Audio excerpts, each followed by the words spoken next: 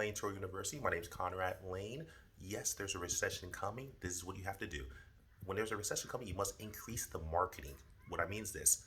Think outside the box, and what you start doing is you start marketing your car on Instagram. You start marketing on Facebook, social media. You're on there anyway, right? You have your own profile. Create a profile for your cars. Create a nice little picture gallery of your vehicle with a description so you can work outside of Turo so you can market your car. It gets caught in the search engine optimization, so it's linked on different websites. Put it on LinkedIn, even put it on Twitter, etc.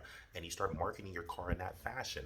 Next step you can actually do, you can actually start creating business cards and create a QR code. You can generate it for free online, or you can pay any business card company and generate it and give this to Turo guests. So you start getting a referral, you start creating a referral business. You gotta start thinking outside the box to start getting more business. So do your absolute best to think outside the box and use marketing. Take better pictures, create social media accounts for your car, not for you, for your cars, and pitch it that way. That's how you do it. You look more professional and you increase the likelihood of you getting bookings, because now you're not just relying on Turo. When there's a recession, you can actually start getting more business outside of Turo.